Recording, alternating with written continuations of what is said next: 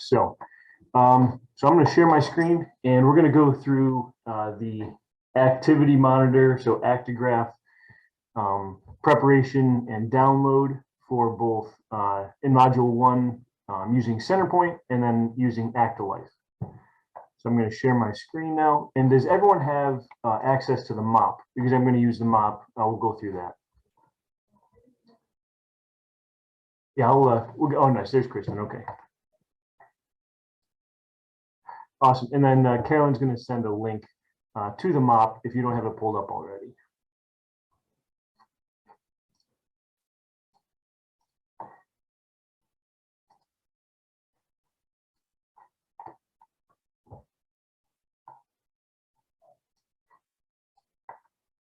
Okay. Nice. And can everyone see my screen? Should have the mop pulled up. Awesome. Okay, great. Okay, so we'll give it a second here, but this is the activity and sleep mop, looking at the continuous monitoring with ActiGraph GT9X. And so if you don't know already, the GT9X looks like that. It's a small square device, and we'll be using the wrist watch holders along with it. Okay, so it'll be worn continuously on the non-dominant wrist for 24 hours in all modules to assess sleep and movement. And so the start dates will be the first date, so visit 1 in module 1, and the beginning of each diet period in modules 2 and 3. And then throughout, they'll be worn throughout each of those modules. The start time here, we had kind of a late adjustment, and I might have an older version pulled up, but the start time will be the visit start time. And so, I'm sorry, the start time will be when you initialize it. And so the plan would be to initialize the device likely the morning of the visit. And so if the visit is at 8 a.m., you would initialize it at maybe 7:30, and just have it start in the moment. When we use CentrePoint, that will be done automatically, and so you won't have the option to adjust that, and it will start automatically. It'll start immediately after initialization. With ActiLife, you are offered the option to change the start time, but if we just leave it, it'll start pretty much immediately as well, and so we won't really have to adjust start time. The sampling rate will be 40 Hertz, which for CentrePoint will be done automatically, so I'm going to skip that for now. All of these kind of initialization parameters will be done automatically with CentrePoint. And so the software we'll be using is ActiSync, and it gives you a link here. Click that. That's okay. Gives you a link. You'll download ActiSync, and it will go onto your desktop. And you can see here.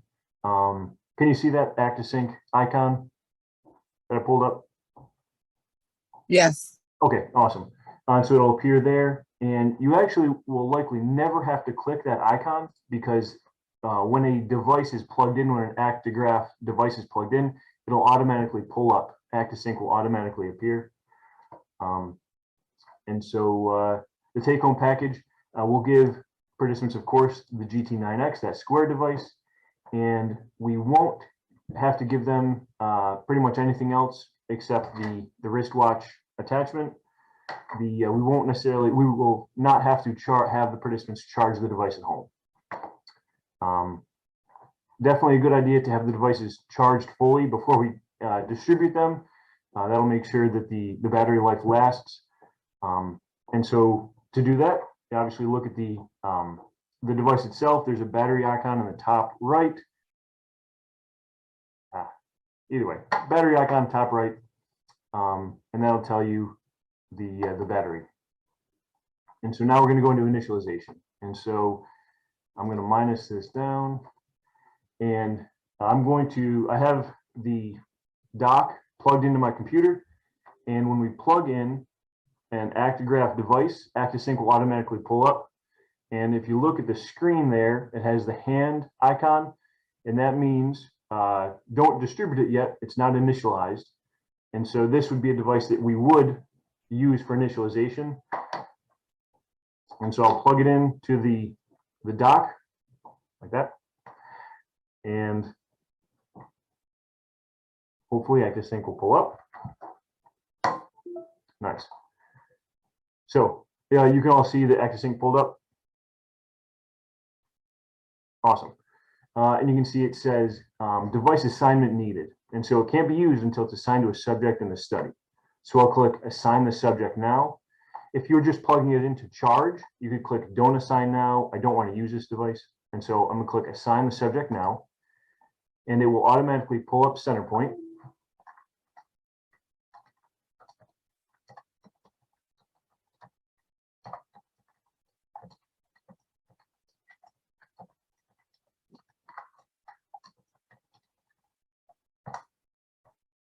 And so if you look at the site name of CentrePoint, you can see it doesn't have CentrePoint in it at all. It says studyadmin.actigraphcorp.com.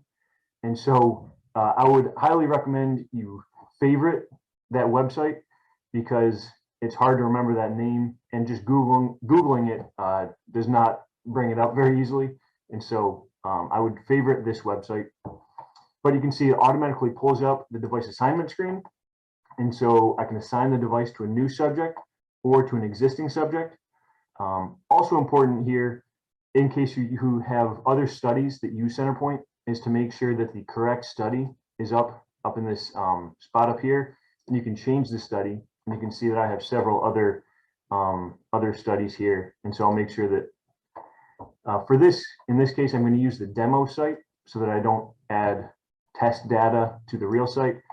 But the real site, the site that we'll be using is RTI NPH activity plus sleep. And you can see that my site is Pennington Biomedical Research Center, and that's the only option that I have. But I'm going to switch to the demo version just so I can mess around with this. And so in the subject identifier, we'll enter the ActiGraph ID. So I'm going to go back to the mop.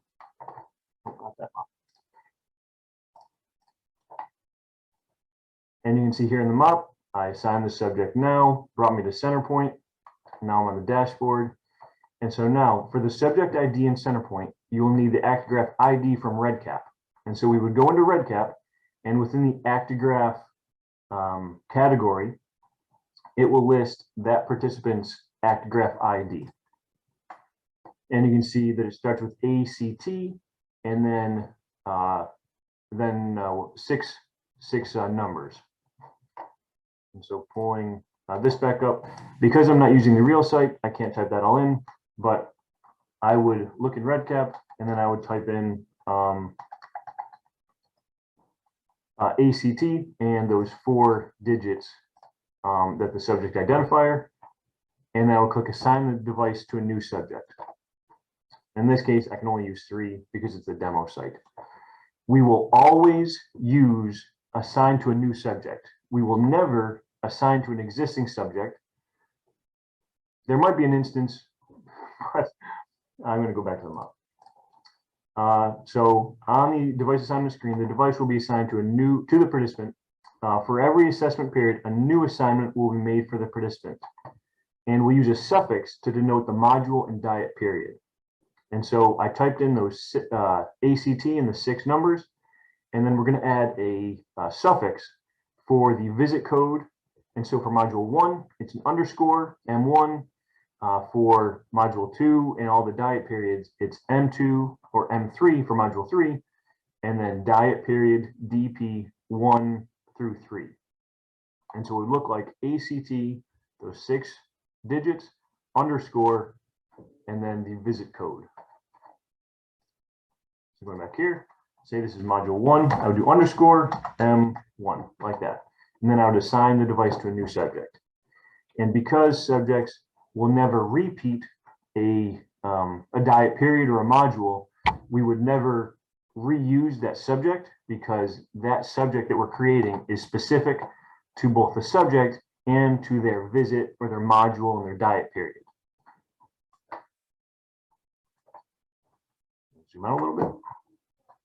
And so we will not be able to enter date of birth, gender, or weight.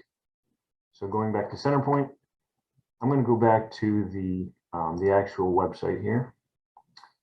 And you can see the where position is automatically selected as non-dominant wrist. You would enter the subject identifier right there. And as you assign more and more devices, I'm not going to talk about that actually. So going back to the demo site. So in this case, I can only use 3.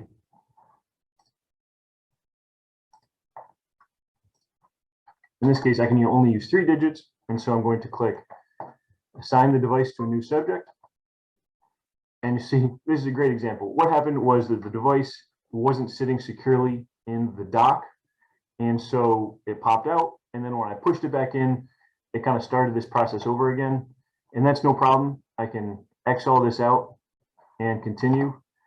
You can see at the top, it shows the battery life. And it also gives me the ActiGraph serial number. And so, so I'm going to assign the device to a new subject. And then this screen pops up and it'll process if it's connecting to the computer. Got to give it a little time. It shows the subject, shows the serial number. And it's important during this step that the device doesn't lose connection because that can cause some delays. And so we'll wait for this bar to go across. I have a question while we're waiting for this. For visit 2, when the participant comes in and we're giving them a new device, that would be assigned to a new device as well? Yeah, great question. And so for in any instance that we're assessing heart rate variability, which would be visit 2 of module 1 and the last 3 days of all of the module 2 and 3 diet periods, we will only use ActiLife. And so whenever there's heart rate variability involved, whenever we're giving out the Polar, we'll use ActiLife, which I'll go through in a second. CentrePoint doesn't allow us to connect to the Polar heart rate monitor, which is how we collect heart rate variability. So so that'll be we'll use ActiLife, but it will be a separate ID. And so this mop is just for the module 1, visit 1, and for the first part of all of the diet periods. The other mop, this one, which is still, I might have an older version pulled up, but heart rate variability. You can see here that the suffix will be module 1 or module 2, diet period 1, so on and so forth, just like we just talked about, but we're going to add an underscore HRV at the end of each of those so that to indicate that those are for HRV. Thank you. Absolutely. So going back to, so I think it lost connection, and that's why it's not going through all the way. So I unplugged it, and now you can see it disappeared from the top. Plugged it back in.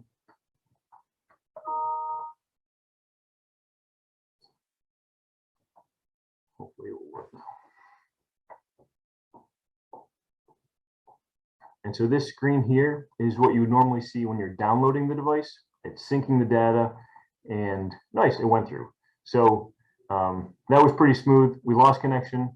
I plugged it back in, and I'm holding it down currently. I'm pushing it into the dock, and it was able to finish the initialization. And you can see assignment complete, and the activity monitor is ready to be placed on the subject for data collection. And so now I'm going to unplug it. And before I do that, I'm going to go back to the mop. And so you see here, assignment complete. So next what we'll do is we'll remove the ActiGraph from the dock. And once removed, a 10-second wear sensor calibration countdown will begin. And so first, you can either insert it into the watch band, or I would recommend just laying it flat on your desk and letting that 10-second timer count down. and then putting it into the watch band, because the timer countdown starts right away. And so just because it doesn't matter, I'm going to pull it out and we're going to look at that. Oh, nice. So you can see the countdown is going down like that, and it instructs you to where to lay it flat. And once the countdown is complete, it shows on the front the time and date and the battery. And once you see that, once the countdown is complete and you see the time and date, you can distribute it to the participant. And one kind of final check is, you can see in this picture in the mop that person running. And I guess my video is probably pretty small, but what I would look for is that running person in the top left. That indicates that the device is actively collecting data. And then you would pop it into the watch band and it'll just sit in the watch band. And so now we've initialized it and it's collecting data and it's been distributed to the participant. Going back to CentrePoint, we can either X out of the screen or I can go back to the dashboard. And so in the dashboard, we can see that 2 minutes ago, I assigned this device to this subject, and I'm going to click on the subject, and it pulls up their page, and it'll show how long the monitor has been collecting data. And so we can see 2 minutes, 30 seconds or so, the device has been collecting data. And that's kind of a second check to confirm that you initialize the device and it's actively collecting data. Okay. There you go. The running person, that's how we know. And so for the HRV collection, that'll be a separate mop that we'll go through in a little bit. And so ActiGraph tracking form, I don't have RedCap pulled up. Kristen, do you want to go through the RedCap portion, or do you want me to keep going? Yeah, I can do that. Okay. Real quick.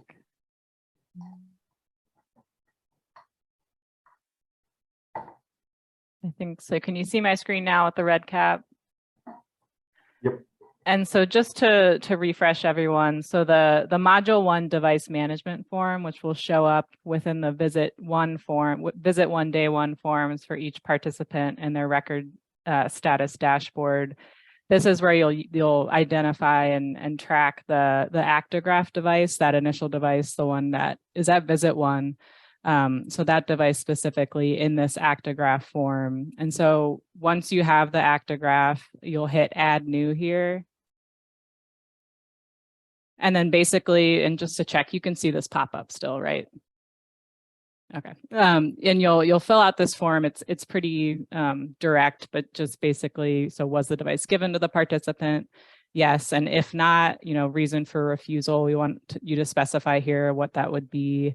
But assuming you are able to give the device to the participant, you'll then specify the ActiGraph device ID number, the specific date it was given to the participant, confirming whether it was placed on the non-dominant wrist. And then, so questions 1 through 2 are what you'll answer at visit 1. And then at visit 2, when they come back with the device, you'll finish this form confirming, was the device returned, entering that date. If not, again, we want to know the reason it wasn't returned. Also indicating in question 4 whether you were able to successfully upload the data to CentrePoint. And so specifically for the data for this ActiGraph, the activity sleep one, where you're uploading the data to CentrePoint, and that's kind of all you have to do on your end in regards to the data. The RCC will then collect it directly from CentrePoint. The process will be a little different for ActiLife, so we'll go over that in just a little. And then this last question, so assuming with the first device, you only have to give them one device, they use the same device through the module, this would be no.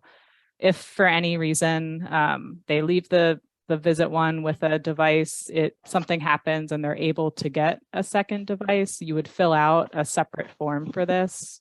So you'd save and exit this one.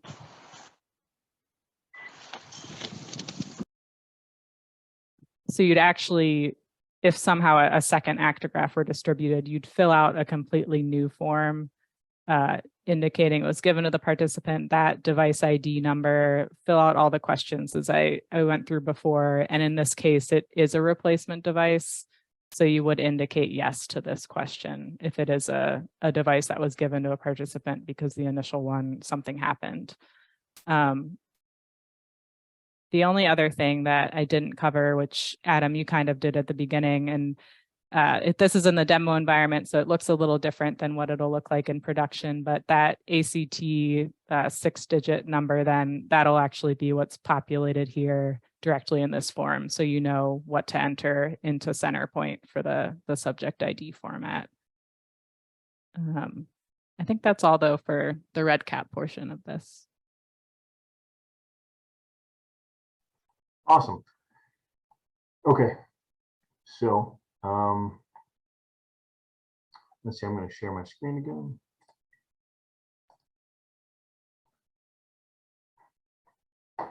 Okay, continuing to go through the mop, it goes through some the description, in-person script, how we would describe the device. So we'll ask participants to wear it until their visit 2 for 24 hours a day, each day, on their non-dominant wrist, like a Fitbit. And so it'll show you their time and date, which a participant would find valuable. It's not going to show steps or heart rate or anything like that. And we would ask them to not change their normal physical activity or sleep habits just because they're wearing the device. Try to keep doing their typical routine. It's okay to get wet for short periods. So you can leave it on for showers, baths, or during water-based activities like swimming. But if they were to go deep diving in the ocean, probably want to take it off. Or they were going to be spending more than 30 minutes in the water, then we would recommend that they remove the device. And you should, if you remove it for more than 30 minutes, please record the times you take the monitor off. And yep, we would go through this. Any questions? And there's a sleep wake log that I'm not going to go through that right now.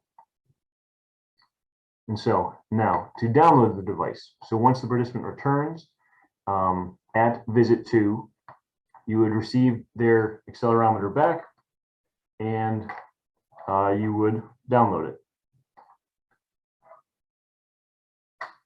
Okay, so we'll plug the accelerometer, the ActiGraph, back into the dock, and I'm going to minus this down. So I plugged it in, and you can see this pulls up, and you can see it's syncing the data. And then we have this pop up down here. It says all raw data has been sent to CentrePoint. No raw data files are waiting to be sent.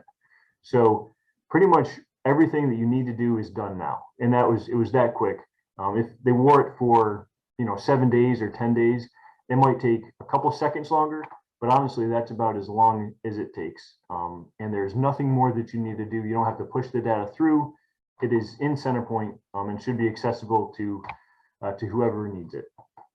And so now the raw data is processing, and so we won't be able to look at the data. It won't be kind of viewable until this bar goes all the way across, but the data is there in CentrePoint, and so it's that quick.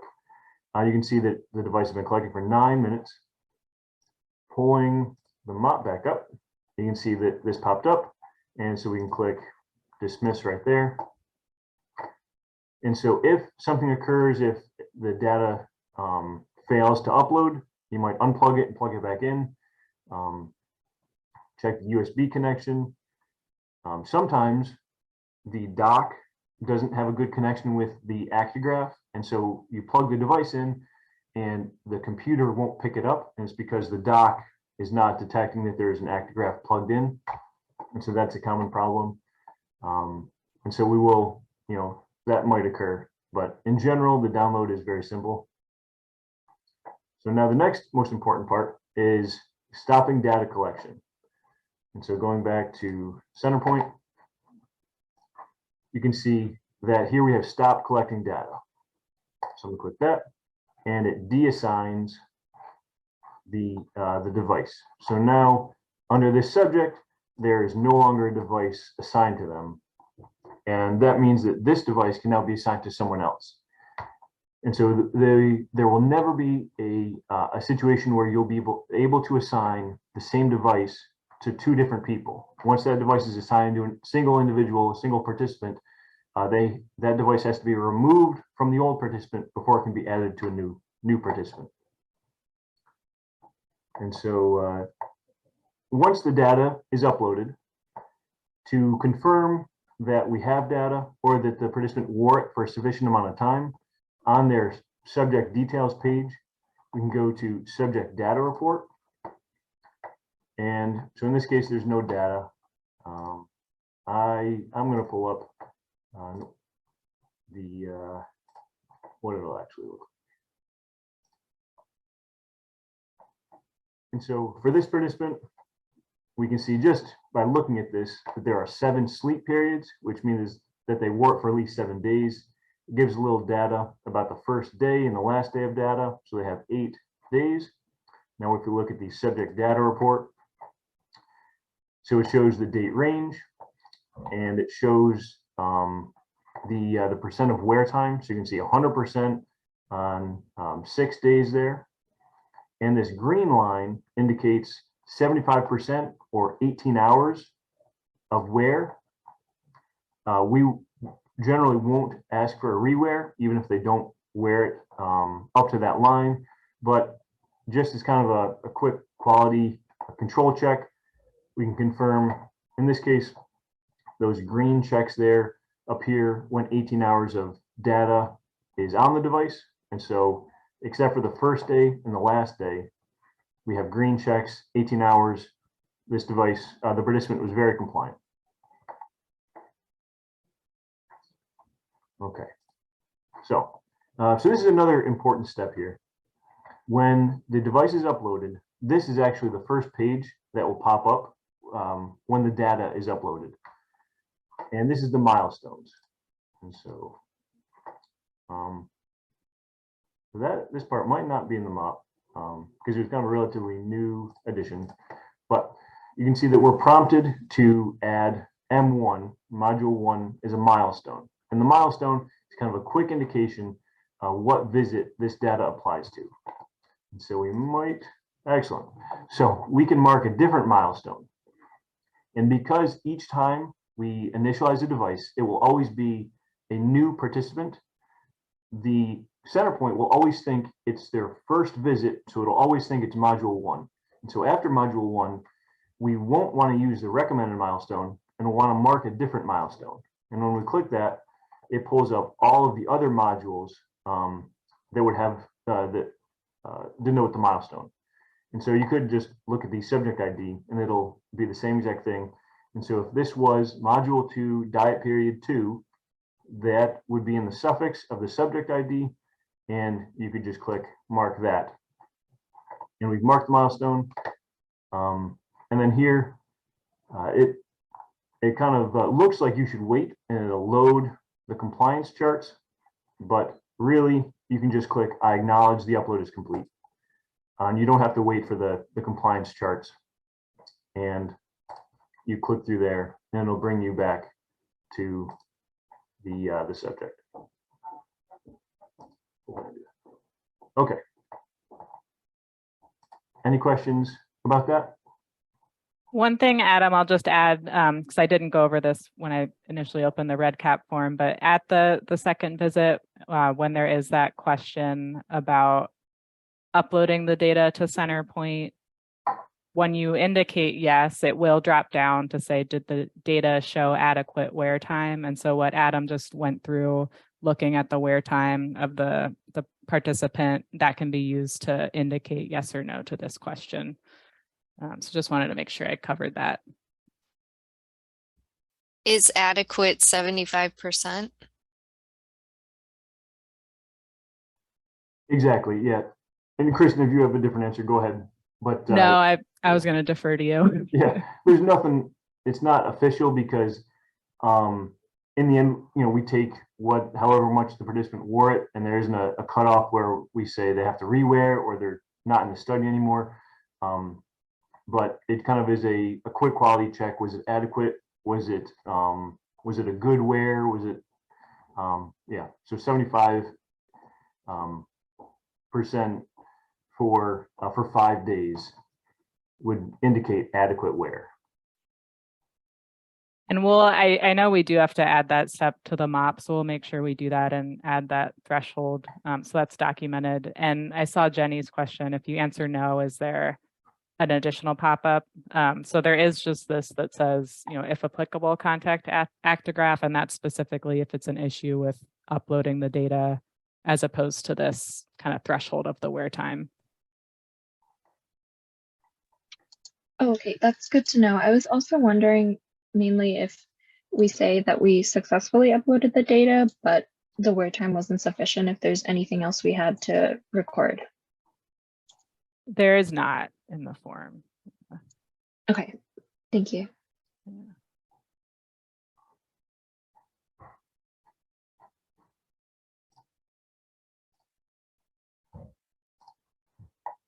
Okay, so now I'm going to look at the MOP, the activity and HRV, or heart rate variability MOP for the ActiGraphs. And so this MOP, we're finalizing these last details, but this applies to visit 2 of module 1 and the last 3 days of the diet periods in modules 2 and 3. And so we use the same device. We use the ActiGraph GT9X, and except now we're going to use ActiLife, which all the sites will be provided with a light and a full version of that license for that software. We really will only need the light version because all sites will have to do, the study coordinators will have to do is initialize the device and download the device. And that the light version includes all of those capabilities. And so both the full and light can do everything that we need. And so looking here, the start date will have to be entered by staff, but it won't really have to be entered because it'll default to the time you initialize it. So the start time it's the time of initialization, which is kind of the default. Sampling rate is 40 Hertz. Wireless options, so we'll go through this here coming up. And so it'll need to install the ActiLife software, make sure the battery is charged, and we'll provide them with the ActiGraph GT9X, the wristwatch, as well as the Polar heart rate monitor. And so now we're going to go through initializing the ActiGraph. So I'm going to minus this down. And so ActiLife software, this icon, this running person, that says ActiLife, that's how you know. So you'll pull that up. And this might take a little bit of time. What I was kind of reminded of today is that ActiSync will not work if ActiLife is being used. And so if you have ActiLife pulled up, if I put the ActiGraph in, ActiSync will not pop up, just in case that occurs.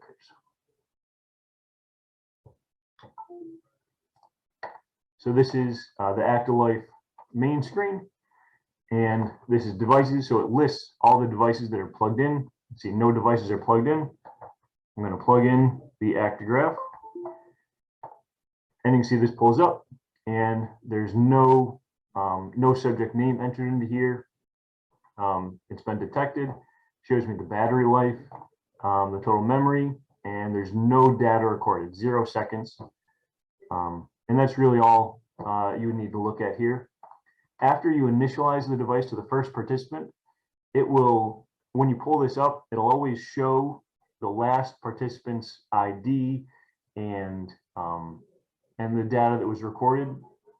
When you initialize it to a new participant, you'll kind of be overriding that old data. So you'll override the old subject name and you'll override the old data that was recorded. And so before you initialize, you want to make sure that the previous subject's data has been downloaded. And so we'll click on initialize in the top left, go to regular initialization. And here we're getting into kind of what I was just talking about. So you can see the start time defaults to today's date. The start time defaults to a couple minutes ahead. And so it should only take me a couple minutes here to initialize it. And we'll just leave it like that. We won't have to adjust either one of those. We will not use a stop time because if visit 2 or if the second, the next visit has to be rescheduled, usually it's just easier to not use a stop time and the device will continue to record. So the sampling rate will be changed to this drop down to 40 Hertz.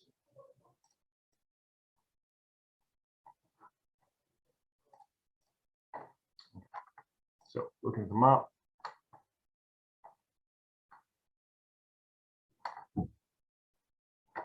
Yeah, the pictures, I think we have a more updated picture, but so this will be changed to 40 Hertz. And most importantly, we want to enable wireless and heart rate. And so enabling wireless allows the ActiGraph to detect and pick up the polar heart rate monitor wirelessly. And heart rate, if you click this question, either way, it will it'll prevent the heart rate monitor from being picked up by other devices. Either way, we just check both boxes. We want to disable idle sleep mode, and we want it to show display. And so idle sleep mode is a battery saving mechanism, and we don't want it to run. We don't want it to go into idle sleep mode, and so we'll disable that option. And we want it to show the display so that the participant can see the time and the date. If we look into options here, we can show the 24-hour time. That's unnecessary. And we definitely do not want to show subject feedback, so steps or kcals. Those things are something that we specifically do not want to show the subject. And so we should never really open up this options page. But if you did, and if you notice that steps are being shown or kcals, or if the 24-hour time is being shown, you would click on this options button here. But we should never have to go into this, and we should never show the subject feedback. And the rest of this, everything here is correct now. The date today, the start time today, no stop time, sampling rate of 40 Hertz, enable wireless, enable heart rate, disable idle sleep mode, and show the display. So now we'll go to the next page, enter subject info. And so subject name. So we're prompted to enter the subject name. And so I'm going to enter ACT and then the 6-digit number underscore module 1. And so in this case, this would be at visit 2. We've received the accelerometer back that they wore for those 7 to 10 days. And now we're initializing this to collect heart rate variability at visit 2. So module 1 underscore HRV. And we will not enter any of the this information, gender, height, weight, date of birth. That can all be left blank. And we should only enter the ACT, the 4 numbers or the 6 numbers, M1, then the suffix for the visit code, and then HRV. And so we'll initialize one device. Yeah, so it took me too long. So I'll adjust this time here. So I can click in here. I click that watch, or I can just retype 241. And you can see the progress bar initialized very quickly. Battery's at 100%. I can confirm that the subject name and suffix is correct. And that the sampling rate is at 40 Hertz. It's going to start in about a minute or so. And then here we can see that heart rate is going to be, there we go. We can see everything that was selected. So heart rate is included in that. And so I'll pull the device out. And again, it'll prompt me to lay it flat for 10 seconds. And that will go through. Nice. So I'm going to stop sharing my screen just for a second. And so I don't believe we have a picture of this in the mop yet, but the top part, there's an empty heart. And so on the top right, I think on my screen, there's an empty heart. So the heart indicates that the device was initialized to pick up heart rate from the Polar, but the fact that it's empty, it's not filled in, means that it's not currently collecting data. And so we have the Polar H9. So I'm going to pull this off. And you can see that it has a strap with a device attached to it. And the device just pulls off. It's clicked on like that. And so the battery is in the back of the Polar, right on the back. You just pop that out. It's like a watch battery. And there's no way to turn the Polar on or off. The way it turns on is to begin detecting heart rate. And so just kind of a test. You can see the back of this has a little bit more of a harder material. And if I hold this as just kind of a test, the heart rate, the heart will fill in because it can detect my heart rate. If I wore it, it would do the same thing. And so at this point, after initializing the device, you would distribute the Polar strap to the participant to be worn around their chest. Should be worn at the just at the bottom of their sternum.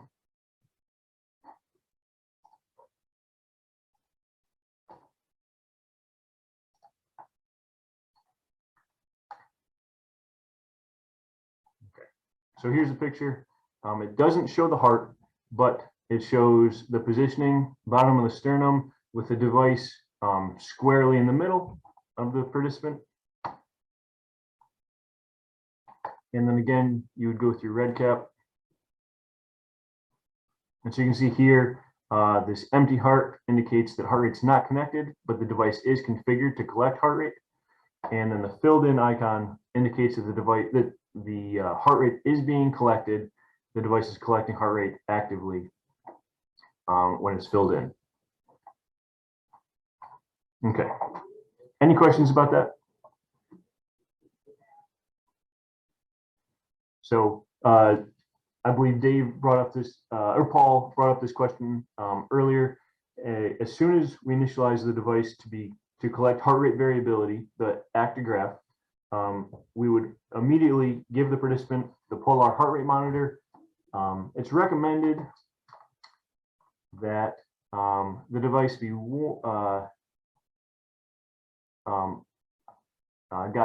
sometimes if you have it get the strap a little wet, it helps with detecting heart rate. That's not always necessary and can get a little uncomfortable. But if you're having trouble collecting heart rate, if the device is being worn and it doesn't appear as though the heart rate is being collected because the heart remains unfilled, you can wet the strap down just slightly. You don't have to use gel or any EKG type gel. Just a little water helps with conduction of the heart rate. Okay, so now we're going to download the device. And so again, we'll plug it back in to the dock, and it pulls up. And you can see it shows the same subject name that I initialized it. Battery went down a little bit, and it shows that it recorded 4 minutes and 6 seconds of data, 40 hertz, and it was started at this time, and it is still collecting data. It hasn't been stopped. And so I will click download, and it is default to be checked, but if that is unchecked, I can't download. And so if you have multiple devices plugged in, you want to make sure that you check or uncheck the devices that you want to be using. So just keep an eye out for that.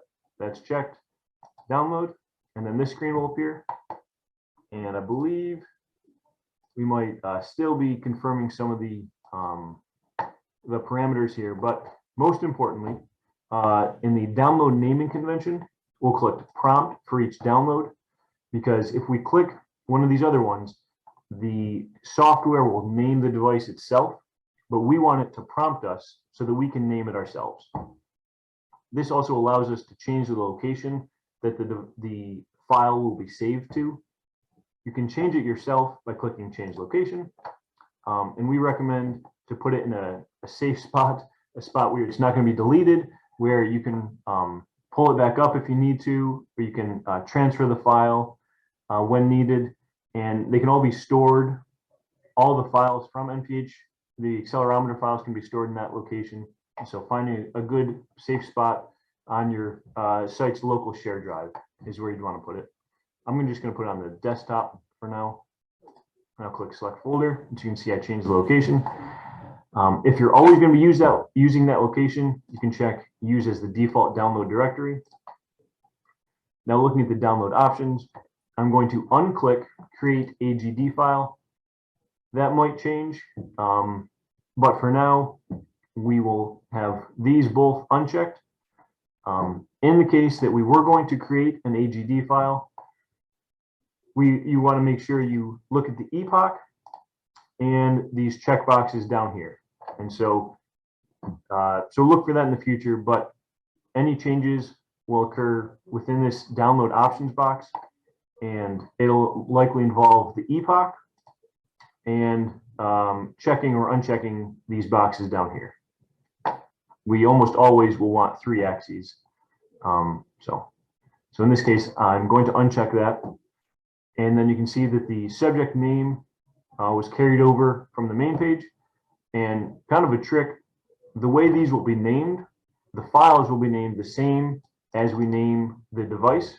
And so I can just highlight and copy that, and then click download all devices. And you can see here that it prompts me to name the file, and I can also change the location if I wanted. And because I copied the subject name, I can just paste it right there. And going back to the mop, I definitely have an older version, but the mop states that the file name will be the same as the subject ID that was given to the device. And so ACT, the 6 digits, the visit code, and HRV at the end. And you can see that this is a GT3X file. I'll click save.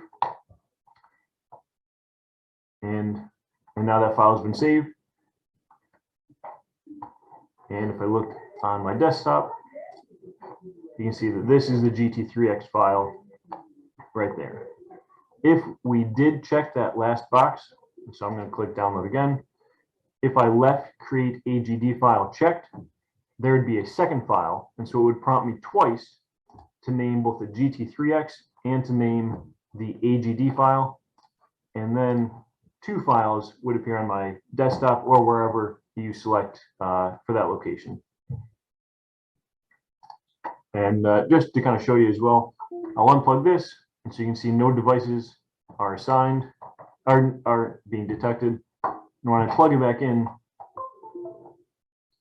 the accelerometer is still collecting data. We're up to 8 minutes now, and so I could download it again, or I would initialize it, and it would override this previous data. And so say I jump to this, you can see that the subject name remains the same, and you would remove that and you would type in the new subject ID. And so important that that you make sure that all the data has been downloaded before you initialize it to another subject.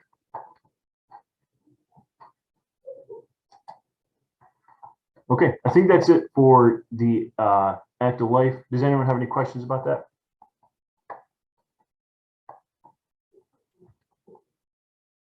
The heart rate data collected via ActiLife and downloaded to local computers will need to be transferred to the RCC via a secure file transfer protocol process, or SFTP process. Sites can work with their IT departments to identify an appropriate SFTP software for their particular site.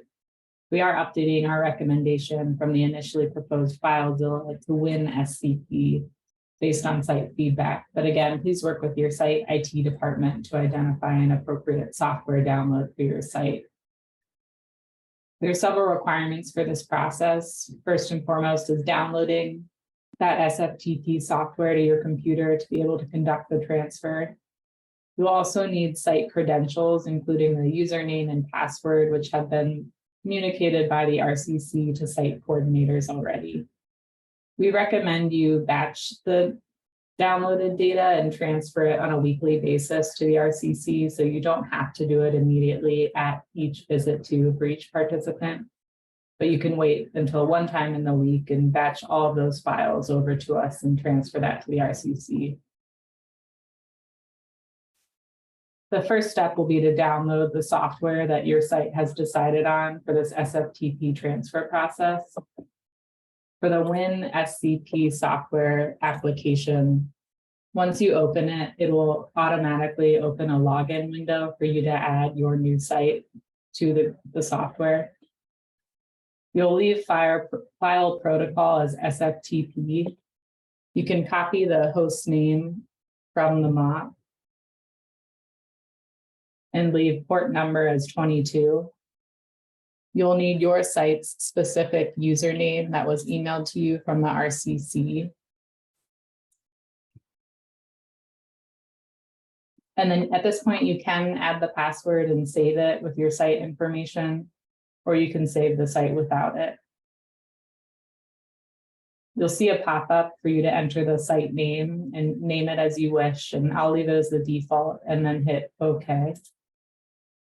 So now you'll see that this site, each time you log in to the WinSCP software, in order to connect with the site, you'll have it select the site and hit login, which will prompt you to enter your password.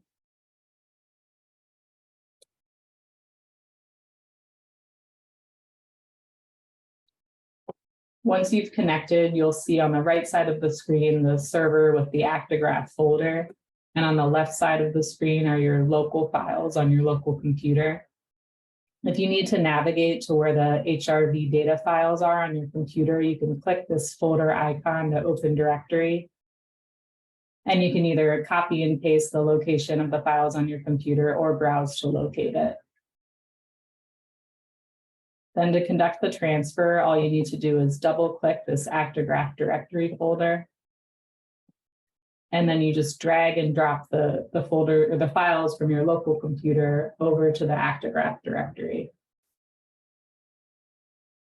You'll see a pop-up titled Upload. You can hit OK, or if you don't want to see this file again, or this window again, you can click Do Not Show This dialog box again. Then when you hit OK, you can see the transfer is very quick. You can tell it's been transferred by seeing the file on the right side of the screen within the ActiGraph directory. That's all you need to do for the file transfer. Once you're done, you can close out of the session and exit the program. I know we have a few minutes left, so I will look at the RedCap form real quick, just to show folks, because this was more of a late breaking form. And so I know if you were working in the demo system before, you probably noticed an HRV or HR variability form. And this form here, this polar heart rate monitor chest strap and paired ActiGraph tracking form has replaced that form. So in the production environment, you'll see this form become available at the visit to when those visit to forms are opened. And then again, you'll have the ACT. So since this is a demo, it's not exactly the same format, but you'll have that ACT 6-digit number, and that 6-digit number will still match the same ActiGraph device ID that you were using for the activity sleep monitor for the participant. And then you'll just go through this form. Again, pretty straightforward questions. So whether it was the chest strap was placed on the participant, if so, the specific device ID, the type of chest strap, the date and time, if not, the reason why it wasn't. And then was it successfully paired to the ActiGraph device? Yes, and then no, again, the reason why. Was the ActiGraph placed on the participant? If so, that specific device ID for the ActiGraph. If not, again, a reason why. And then was the ActiGraph and polar chest strap removed prior to the end of the MMT? The reason for that. If not, you just move on to the next question. Was the file downloaded via ActiLife? If not, reasons why. And then was the file transferred via SFTP to RTI? And then was it collected? So yes or that'll be date and time of that. And then no, again, just reasons why. I think that part's pretty straightforward, but let us know if you have any questions.